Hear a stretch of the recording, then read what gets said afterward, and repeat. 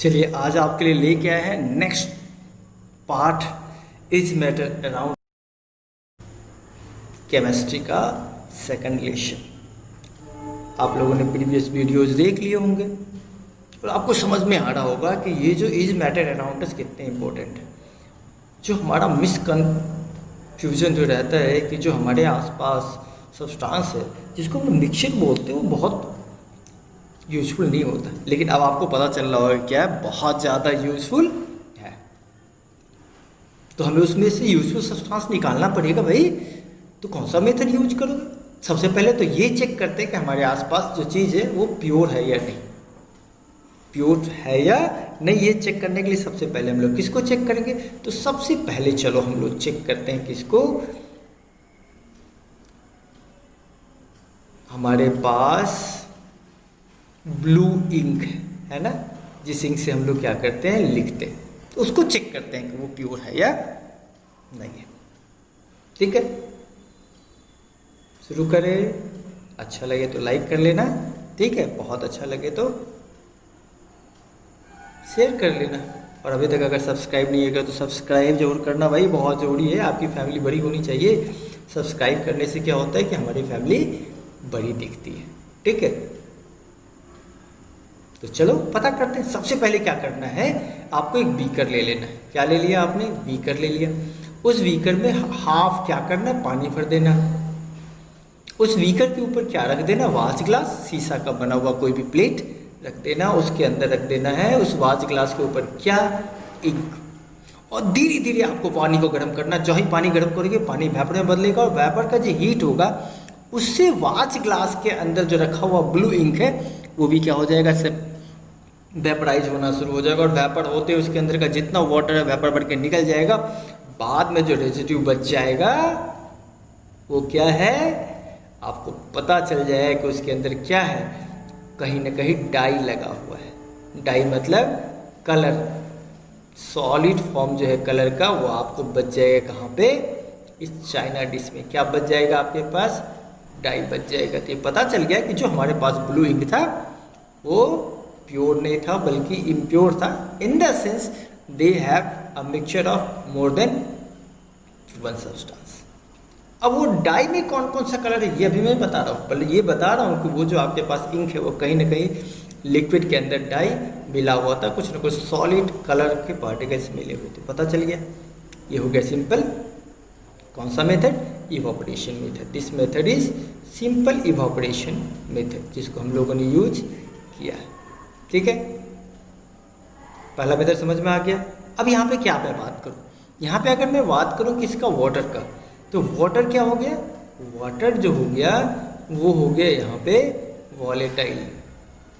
Volatile एक word आता है, ठीक है, इट मीन्स जो इवापोरेट हो जाए। जो आपने क्या देखा, डाई, ये क्या है, नन वॉलेटाइल। क्या हो गया ये, नन वॉलेटाइल, यानी वो आसानी से इवापोरेट नहीं हो पाया। ठीक है, चलो नेक्स्ट देखते हैं हम लोग।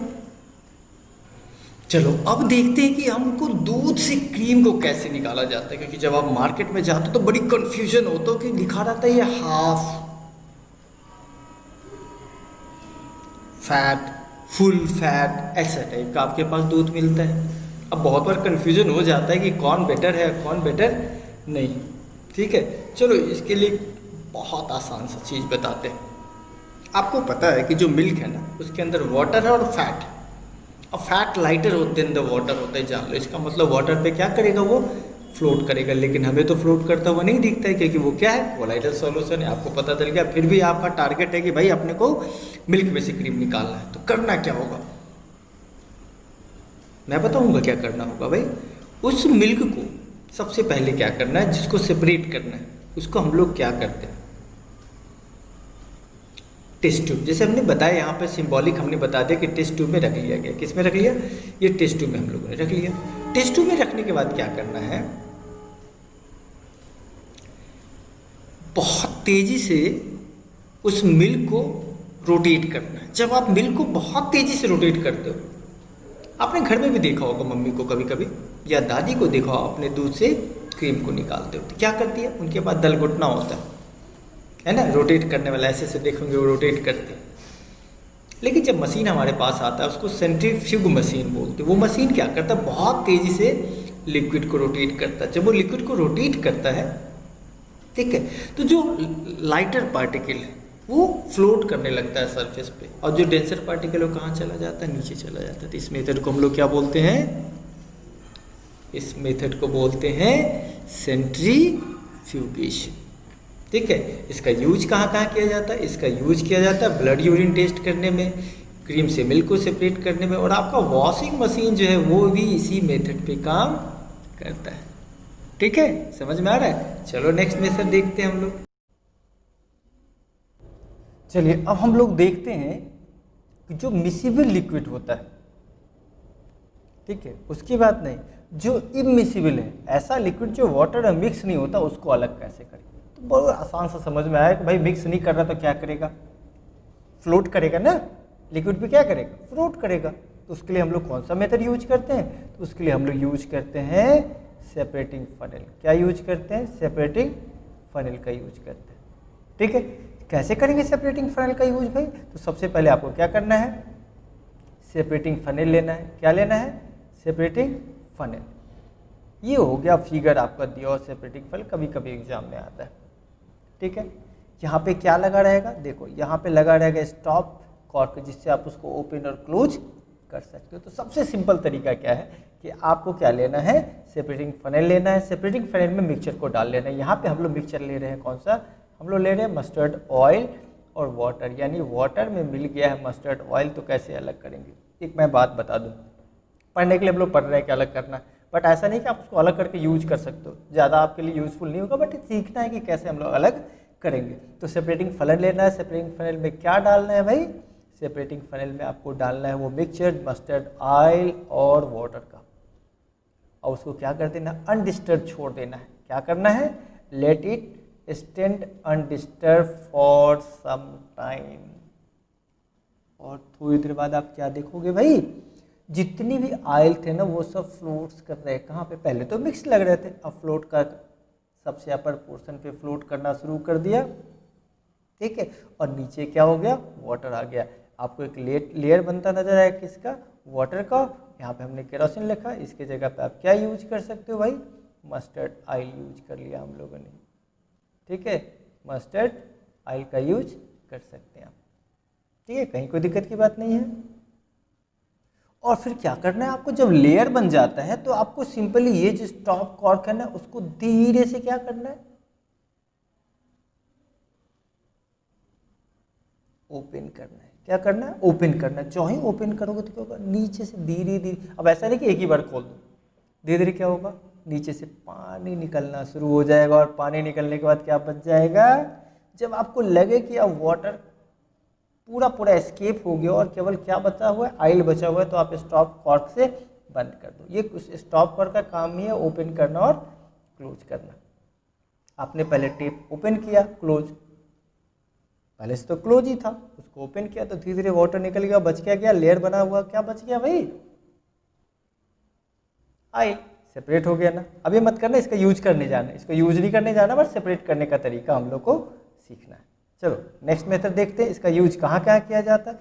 बहुत बार इसको एक्वस सॉल्यूशन से, जो हमारे पास वाटर का सॉल्यूशन बना हुआ है, उसमें से कुछ ऐसा चीज़ लेना है जो वाटर में मिक्सअप नहीं होता है, तो इसका यूज हम लोग, है ना, जो यहाँ पे हमने बताया एक्सट्रैक्शन ऑफ, देखो यूज में extraction of organic compound present in aqueous solution. ठीक है, उसके बाद क्या किया जाता है, आपने देखा मोल्टेन स्लैग,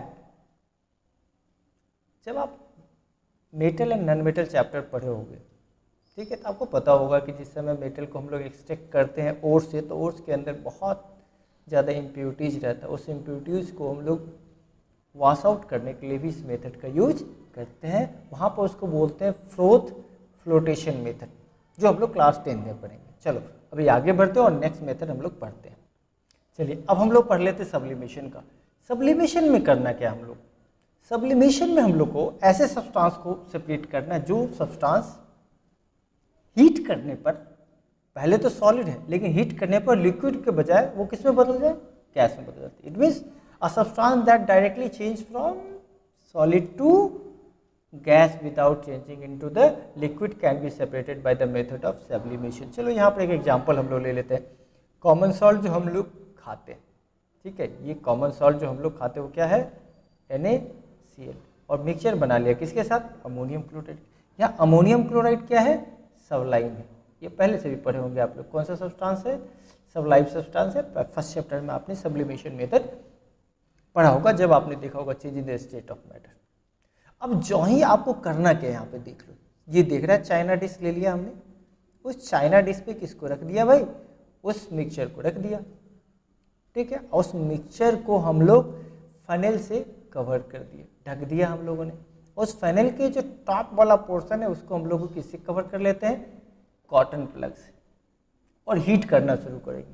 जो ही आप मिक्सचर जो साल्ट और NH4Cl का मिक्सचर उसको हीट करना शुरू करोगे, सबसे पहले क्या इवोपरेट होगा, सॉल्ट तो इवोपरेट होगा नहीं, क्योंकि वो सब्लाइम सब्सटेंस नहीं है। सबसे पहले इवोपरेट होगा अमोनियम क्लोराइड। इवोपरेट होने के बाद क्या हो जाएगा, पूरा गैस बन के उस फनेल के अंदर चला जाएगा।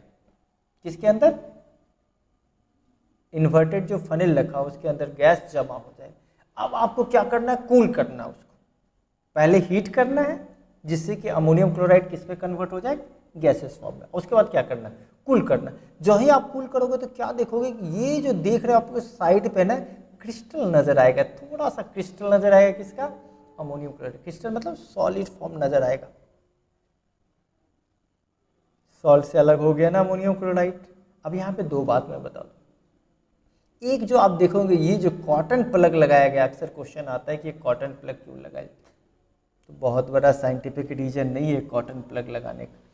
साइंटिफिक रीजन बस इतना ही है, नॉर्मल रीजन है, साइंटिफिक नहीं है, कि जब वो वैपर में बदल रहा होता है तो उस समय एस्केप आउट ना हो जाए। ऐसे तो आपने दोनों सॉलिड ही था, जब आपने मिक्सचर रखा था दोनों सॉलिड था, तो लगा होगा कि भाई क्या होगा, निकलेगा नहीं, लिक्विड में बदलेगा। भाई लिक्विड तो बदला नहीं, गैस में बदला। तो अगर ये कॉटन प्लग आप नहीं लगाओगे तो क्या होगा, कॉटन प्लग नहीं लगाने से वो जो वेपर चेंज हो रहा है वो बाहर आसानी से निकल जाएगा। तो अभी जो आज जो टॉपिक पढ़ रहे वो सब एक्सपेरिमेंट का है, इसलिए बैठ के पढ़ना, घबराने की बात नहीं, केवल आपको देखना यूज कहाँ करते हैं और कैसे करते हैं। अब आपको पता तो क्या, कॉटन प्लग क्या करता है, ये प्रिवेंट करता है escaping of the vapour outside the inverted funnel. अभी चाइना डिश क्या पता है, चीनी मिट्टी का जो प्लेट होता है ना उसको चाइना डिश बोलते हैं, इसलिए घबराने की बात नहीं है, कंफ्यूज मत होना, ठीक है। हम लोग ने 4 अलग अलग मेथड कर पढ़ लिया, ठीक है, और 5वां पढ़ते हैं अभी हम लोग, ठीक है। आराम से पढ़ने का, 2-3 बार वीडियो देख लो, अच्छा लगेगा। चलिए अब देख लेते हैं। अभी तक हमने पहले जब मेथड बताया था जिसमें आपको ये देखना था कि डाई जो है सिंगल कलर है या मेनी कलर है, क्या वो प्योर है या इम्प्योर है, वहाँ पे मैंने बताया था कि आगे मैं बताऊंगा कि अगर कोई कलर है, लिक्विड कलर है, तो उसके अंदर एक से ज़्यादा कलर मिला है कि नहीं मिला है, वो मुझे पता कैसे चलेगा। भाई सेपरेट नहीं कर सकते, यूज तो नहीं कर सकते, बट ये पता कर सकते हैं कि उसके अंदर मोर देन 1 कलर है या नहीं। इसके लिए हम लोग यूज करते हैं क्रोमेटोग्राफी। कौन सा यूज करते हैं भाई, क्रोमेटोग्राफी। क्रोमा का मतलब ही होता है कलर, और ग्राफी का मतलब क्या हो जाता है, सेपरेशन, यानी कलर को सेपरेट कैसे करेंगे। तो कुछ मेन बातें याद रखना। सबसे पहले आपको क्या लेना है भाई, एक पेपर लेना है, ठीक है। और पेपर में जो बॉटम होता है ना, उससे ऊपर जो सबसे लोअर लाइन होगा ना पेपर का, मान के चलो कि यह आपने पेपर ले लिया, ठीक है। जो आप पेपर लेते हो उस पेपर पे, ठीक है, नीचे से लगभग 3 सेंटीमीटर का जगह छोड़ना है। क्या करना है, नीचे से 3 सेंटीमीटर का जगह आपने छोड़ देना है ऐसे ऐसे करके, ठीक है। और ये जो 3 सेंटीमीटर वाला जगह बचेगा वो 3 सेंटीमीटर, तो मैंने क्या बताया कि जो आप पेपर लोगे उस पेपर में नीचे से 3 सेंटीमीटर यानी थोड़ा सा जगह छोड़ने, वहाँ पे आपको इंक डालना है। ये इंक आपने कहाँ डाले, यहाँ पे डाल लिया। जिस इंक को चेक करना है कि उसके अंदर एक से ज़्यादा कलर है या नहीं। अब इस पेपर को क्या करना है कि ये जो वाटर वाला है सॉल्वेंट, यानी पे हम लोग यहाँ पर क्या ले रहे हैं, वाटर ले रहे हैं, ठीक है। अब वाटर में डिप करना है, यानी आपका ये 3 सेंटीमीटर जहाँ पे आपने कलर डाला वहाँ तक पानी नहीं पहुँचना चाहिए। अब यानी कि हम ये देख लें कि ये लगभग ये वाला पोर्शन जो है इतना ही पानी के अंदर डालना चाहिए। यानी वो जो पेपर आपने लिया केवल वो पेपर पानी के अंदर उसका लोअर पोर्शन डिप होना चाहिए। जो ही पानी के अंदर जाएगा वो जो पेपर है ना वो वाटर को एब्जॉर्ब करेगा, और वाटर को जब एब्जॉर्ब करेगा तो वो कैपिलरी एक्शन के कारण यानी वो वाटर अपवर्ड मूवमेंट करेगा, और जब अपवर्ड मूवमेंट करेगा तो उसके वाटर की एनर्जी के कारण जितने भी कलर कंपोनेंट रहेंगे वो सब कलर कंपोनेंट ऊपर वाले बचे हुए जो जगह है ना वहाँ पे अलग अलग कलर आपको नज़र आना शुरू हो जाएगा। अगर मान के चलो कोई और कलर है तो कोई और कलर नज़र आएगा, और भी कोई डिफरेंट कलर है तो वो डिफरेंट कलर भी नज़र आना शुरू हो जाएगा। यानी जहाँ पे आपने डॉटेड लाइन बनाया था उस लाइन के ऊपर कैपिलरी एक्शन के कारण जो ही वाटर राइज अप करेगा, यानी जब वो फिल्टर पेपर एब्जॉर्ब करेगा वाटर को, तो वाटर उस फिल्टर पेपर से पास होना शुरू होगा। जब पास होगा तो उसकी एनर्जी से जितने भी कलर कंपोनेंट वो सब अलग अलग पैचेज के रूप में आपको नजर, जिससे आप ये आइडेंटिफाई कर सकते हो कि उसमें कौन कौन से कलर थे। मैंने पहले बोला था ऐसा मत सोचना कि भाई अब तो हमको कलर मिल गया अलग अलग कलर, उसका कलर का यूज नहीं करते हो। पता चल जाए कि भाई आप जिस ब्लैक पेन से लिखते हो क्या ब्लैक पेन में केवल ब्लैक ही कलर है, जो आप ब्लू पेन से लिखते हो क्या ब्लू इंक वाला जो, एक और बात, आप जो बॉल पेन से लिखते हो उसमें चेक नहीं कर पाओगे भाई, इंक वाला पेन जो होगा उसमें, क्योंकि जो आप लिक्विड वाला लिखते हो थोड़ा सॉलिडिफाई ज़्यादा होता है, उसको करने के लिए फिर हमको लेबोरेटरी में जाना पड़ेगा। लेकिन नॉर्मल अगर चेक करना है तो जो नीब वाला पेन होता है, इंक जो होता है, आप देखते हो व्हाइट बोर्ड पे लिखते हो तो उसमें इंक डालते हो, उस इंक में पता कर सकते हैं कि कौन कौन सा कलर है। ठीक है, यानी जो कैपिलरी एक्शन होता है, यानी वाटर अपने साथ जब भी मूव करता है वाटर ऊपर की ओर, तो अपने साथ उसके अंदर से उसके कंपोनेंट को भी रिमूव करके लेके चला जाता है। ठीक है, अब देखते हैं कि भाई क्रोमेटोग्राफी का यूज कहाँ कहाँ होता है। तैयार है, चलो देखते हैं। चलिए अब देख लेते हैं यूज कहाँ कहाँ करते हैं। क्रोमेटोग्राफी का यूज जो होता है वो कोई भी डाई जो होता है डिफरेंट कलर का मिला हो उसमें से सेपरेट करने के कलर का यूज कर सकते हैं। ठीक है, और जो नेचुरल कलर होता है उसके भी पिगमेंट पता करने के लिए, मान लो कि आपका येलो कलर नजर आ रहा है, क्या लगता है कि येलो कलर सिंगल कलर है या मेनी कलर है, इसके लिए भी आप लोग यूज कर सकते हैं। ठीक है, और किसी का ब्लड टेस्ट जो होता है बहुत बार पता करना होता है कि कोई बंदा जो है वो अल्कोहल लिया है कि नहीं लिया है, इसमें भी यूज़ किया जाता है, यानी separate the drug from the blood, उसमें भी यूज किया जाता है। ठीक है, अब क्या कर सकते हो भाई, यहाँ पे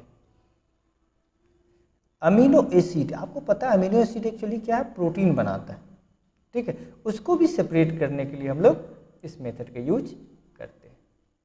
इसके अलावा it is also use to separate the sugar from the urine sample, यानी यूरिन में ये टेस्ट करना होता है कि शुगर का परसेंटेज कितना है, जिनको शुगर की बीमारी या चीनी की बीमारी कहते हैं, वहाँ पर भी इसका टेस्टिंग में यूज किया जाता है डायग्नोस्ट करने के लिए।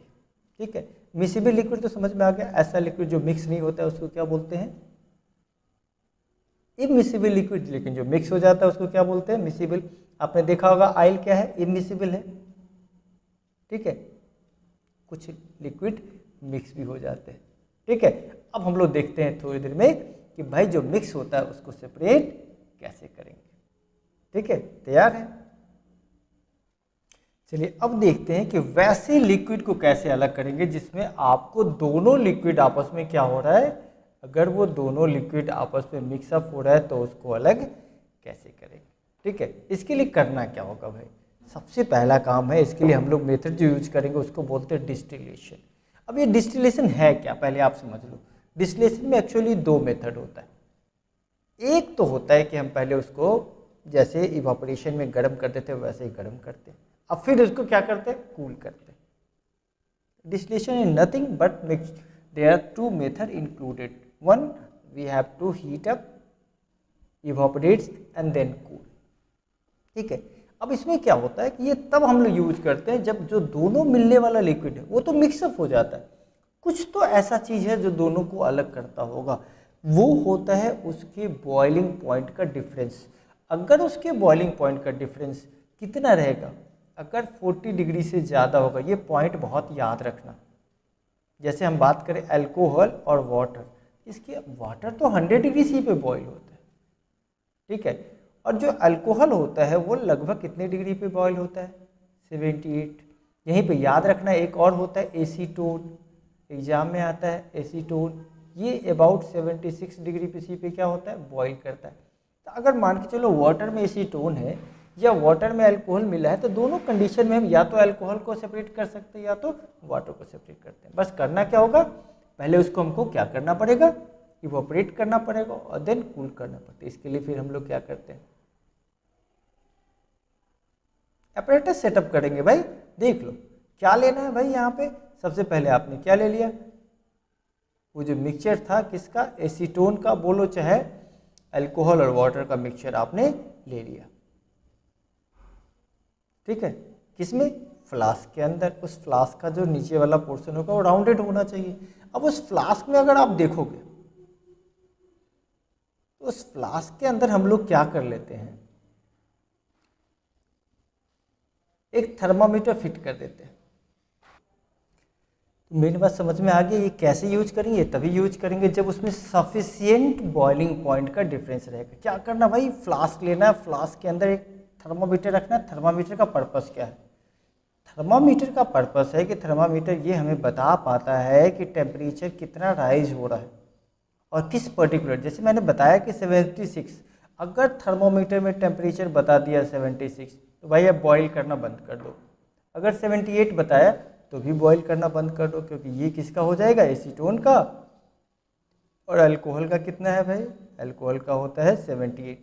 तो जो ही आप सेटअप कर लोगे और सेटअप में आप मिक्सचर को जो ही आप बॉईल करना शुरू करोगे, सबसे पहले इवोपरेट होगा क्या, वाटर या अल्कोहल, अल्कोहल।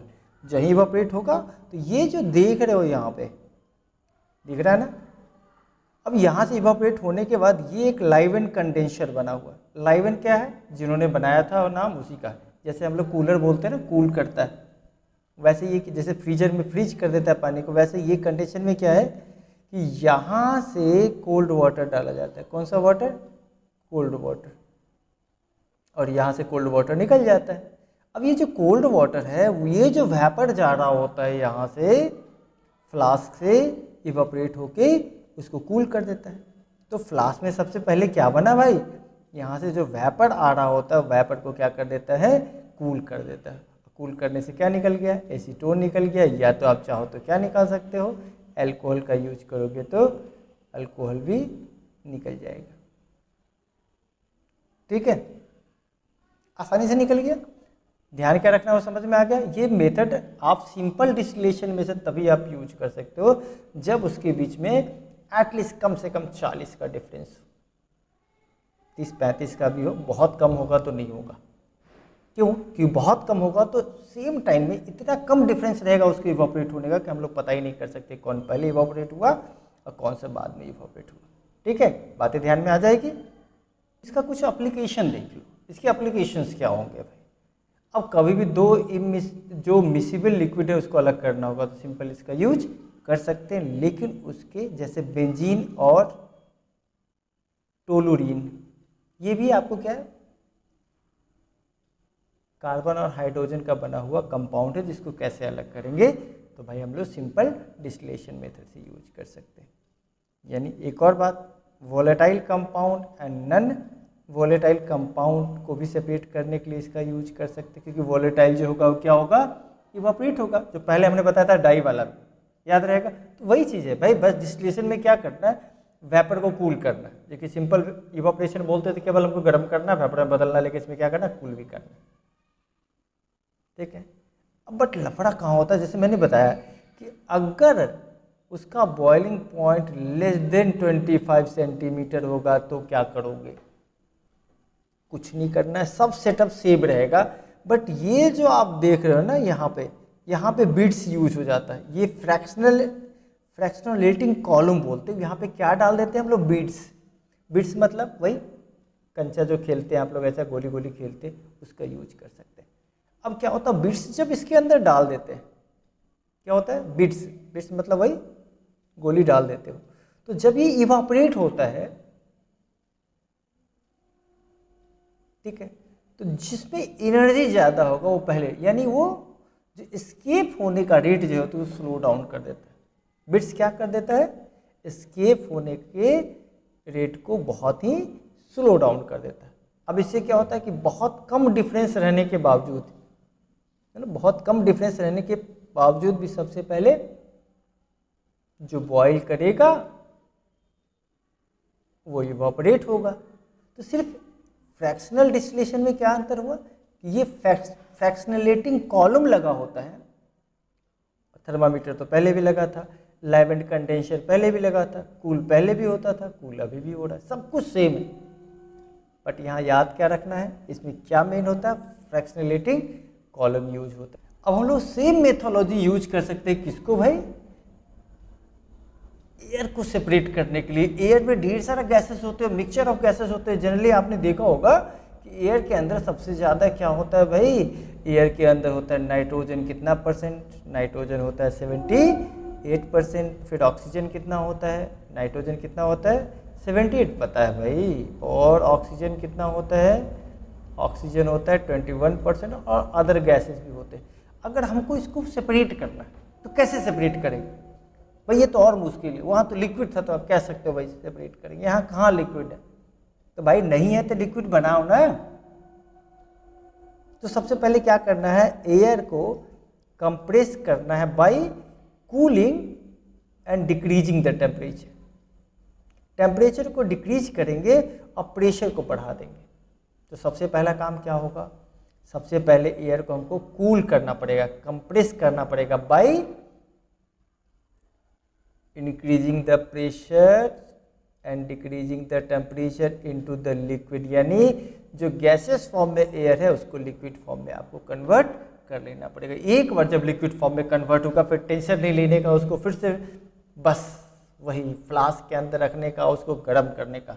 अब यहाँ देख लो, जब आप कूल करने जाओगे, क्या करने जाओगे, जब आप ठंडा कर रहे हो तो सबसे पहले ठंडा कौन होगा, सबसे पहले ठंडा हो जाएगा आपका कौन, ऑक्सीजन। फिर ठंडा कौन होगा, नाइट्रोजन। ठीक है, ये अलग अलग आपको क्या दिया हुआ है इसका। अरे लिक्विड में सबसे पहले कौन होगा, लिक्विड में कन्वर्ट होगा सबसे पहले ऑक्सीजन, उसके बाद कौन, आर्गन। लिक्विड यानी जब आप उसको कूल कर रहे होते तब। और सबसे लास्ट में कौन, सबसे लास्ट में कौन हुआ, नाइट्रोजन। सबसे पहले ठंडा कौन हुआ, यानी लिक्विफाई कौन हुआ सबसे पहले, सबसे पहले ऑक्सीजन लिक्विफाइड हुआ, फिर कौन लिक्विफाइड हुआ। ये अगर लिक्विड की बात करें, अगर वो लिक्विड में कन्वर्ट हुआ तो कौन कन्वर्ट हुआ सबसे पहले, सबसे पहले हो गया ऑक्सीजन, है ना। फिर बाद में कौन सा हो गया, आर्गन, है ना। अब फिर सबसे लास्ट में लिक्विड में कौन कन्वर्ट हुआ, नाइट्रोजन। ठीक है, लेकिन जब बात करते हैं क्या करने का भाई, बॉयल करने का, तो सबसे पहले बॉयल कौन होगा, नाइट्रोजन। ये क्या होने की बात थी, ये लिक्विड बनने की बात थी। लेकिन जब हम बॉयल करने की बात करते सबसे पहले कौन होगा, नाइट्रोजन, उसके बाद कौन होगा, आर्गन, और उसके बाद कौन सा होगा, ऑक्सीजन। क्यों, क्योंकि जिसका लोएस्ट बॉइलिंग पॉइंट होता है ना वो सबसे पहले बॉयल होता है। हो गया ना एयर भी सेपरेट, पक्का। आज पूरी सेपरेशन पढ़ने की टारगेट में हम लोग हैं। चलिए अब सबसे लास्ट में बचा हुआ है आपको प्योर सब्सटेंस। जैसे जो चीनी आप खाते हो, कभी कभी दिखे होगी कि आपके आसपास कुछ चीनी बड़ी सफ़ेद नज़र आता है, एकदम वाइटिश वाइटिश, अब कुछ थोड़ा डार्क नज़र आता है। इसका मतलब वो सॉलिड जो हमारे आसपास है उसका क्रिस्टल प्योर कैसे बनता है भाई। नमक इतना सफ़ेद कैसे दिखता है, बोलते हो नमक कहाँ से मिलता है भाई, तो नमक मिलता है कहाँ से, समुद्र से, सी से। लेकिन सी का जो बालू होता है वही इतना सफ़ेद तो होता नहीं। तो अगर आपको चाहिए क्या, अगर आपको चाहिए बिल्कुल प्योर क्रिस्टल चाहिए, किसका, सॉलिड का अगर प्योर क्रिस्टल चाहिए तो उसके लिए आप लोग क्या यूज कर सकते हैं, क्रिस्टलाइजेशन। यानी क्रिस्टलाइजेशन मतलब सॉलिड का क्या लेते हैं भाई, सॉलिड का प्योर सैंपल। प्योर सैंपल अगर हमको लेना है तो इसके लिए हम लोग क्या कर सकते हैं, क्रिस्टलाइजेशन का यूज करते हैं। अब इवापोरेशन और क्रिस्टलाइजेशन अलग है, ठीक है। इवापोरेशन में आप बहुत तेजी से हीट करते हो आप, ठीक है, बट क्रिस्टलाइजेशन में हम लोग स्लोली हीट करते हैं। क्या करते हैं, स्लोली हीट करते हैं। इवापोरेशन में क्या होता है कि बहुत बार उसके जो कंपोनेंट है ना मिक्सचर के, वो चर्निंग हो जाते हैं, जल जाते हैं, क्योंकि बहुत अनकंट्रोल्ड हीटिंग करते हैं उसमें। लेकिन यहाँ पे क्या होता है, यहाँ पे बिल्कुल आपको कंट्रोल हीटिंग करना है, आप उसको अलग अलग नहीं कर सकते। तो क्रिस्टलाइजेशन में प्योर इसलिए मिलता है क्योंकि हम लोग स्लो हीटिंग करते हैं, इवापोरेशन में स्लो हीटिंग नहीं होता। अगर आपको शुगर का सैंपल चाहिए वो भी प्योर, जिसमें पूरा कोई भी किसी तरह का इम्प्योरिटीज नहीं है, तो सबसे पहला काम क्या करना है, शुगर को, चीनी का जो दाना है उसको थोड़ा सा पानी में भिगो दो। ऐसा मत भिगाओ कि लिक्विड बन जाए, शरबत नहीं बनाना है, हल्का पानी में डाल दो, ठीक है। या तो क्या करो, एक कपड़े पे उसको रखना है या तो फिल्टर पेपर पे रखना है और पानी डालना है, जिससे थोड़ा सा जो इम्प्योरिटीज हो वो क्या हो, वॉश आउट हो जाए। यानी सबसे पहला उस सॉलिड का इम्प्योरिटीज, जो फिजिकल इम्प्योरिटीज बाहर से दिख रहा है, उसको क्या करना है, सेपरेट कर देना। अब उसके बाद क्या करना है, पानी मिलाना है, इसमें शुगर में, यानी इतना पानी मिलाना है कि शुगर की क्वांटिटी ज़्यादा रहे और पानी का क्वांटिटी कम हो। तो क्या बनाएंगे, याद करो, हम लोग बनाएंगे सैचुरेटेड, क्या बनाएंगे, सैचुरेटेड सॉल्यूशन बनाएंगे। पढ़े हैं ना हम लोग सैचुरेटेड सॉल्यूशन, मतलब उसमें अब किसी टाइप का सॉल्यूट मिलने का कोई गुंजाइश नहीं, यानी मैक्सिमम उसके अंदर सॉल्यूट मिल चुका है, ठीक है। अब उसको क्या करना है, अब उसको आपको धीरे धीरे क्या कर देना है, चाइना डिश में डाल के और कवर कर देना है। क्या करना है, कवर कर देना है फिल्टर पेपर से, और उसको छोड़ देना है। हीट मैंने करने के लिए नहीं बोला है, उसको नॉर्मल रूम टेम्परेचर पे छोड़ दो, या तो सन ड्राई होने के लिए दो, धूप में छोड़ दो। अब क्या होगा, नॉर्मल छोड़ देते हो और सन में डाल देते हो, धीरे धीरे सन की हीट से वो क्या होगा, इवापोरेट होना शुरू हो जाएगा, और जितनी भी वाटर है जो आपने मिलाया था अलग से, वो सब इवापोरेट हो जाएंगे, और आपके पास क्या होगा, अब प्योर क्रिस्टल ऑफ शुगर आपको मिल जाएगा। तो याद है ना, सी वाटर से जो साल्ट बनता है वो इसी मेथड से बनता है। जो फिटकिरी आपने देखा, पोटास एलम, पोटास एलम का फॉर्मूला पता है, K2SO4 Al2SO4 होल थ्राइस, याद है ना पोटासियम का, ठीक है। कॉपर सल्फेट, यानी जितनी भी सल्ट है, फेरस सल्फेट, जितनी भी आपके पास सॉलिड फॉर्म में क्रिस्टल का अगर आपके पास है, तो उसको प्योर करने का यही तरीका है, इसको क्या कर ले, क्रिस्टलाइजेशन। ये थे मेथड जो क्लास 9 में हमको पढ़ना है, कुछ ऐसे मेथड जिससे हमको क्या करना होगा, क्रिस्टलाइज करने में हेल्प करना है, यानी प्योर सैंपल आप ले सकते हो। हमने डिफरेंस भी बता दिया, क्रिस्टलाइजेशन उसमें डिफरेंस क्या है। क्रिस्टलाइजेशन में क्या होता है, चर्निंग नहीं होता, जबकि इवापोरेशन में चर्निंग होता है। क्रिस्टलाइजेशन जो होता है रूम टेम्परेचर पे होता है, जबकि इवापोरेशन रूम टेम्परेचर से ज़्यादा पे होता है, ठीक है। थैंक यू फॉर वॉचिंग, बहुत देर आपने साथ दिया, मन लगा के पढ़ना। इस वीडियोज़ को 2-3 बार देखना, क्योंकि ये एक्सपेरिमेंट वाले वीडियो था। अगर हम लोग एक एक एक्सपेरिमेंट, दो एक्सपेरिमेंट अलग अलग दिन पढ़ते ना, फिर समझ में नहीं आता। अब ये पूरी वीडियो रहेगी, जब भी जो एक्सपेरिमेंट आपको देखना देख लो। Thank you for watching. अगर सब्सक्राइब नहीं किया तो सब्सक्राइब कर लो, अच्छा लगे तो लाइक करो, शेयर करो। Thank you for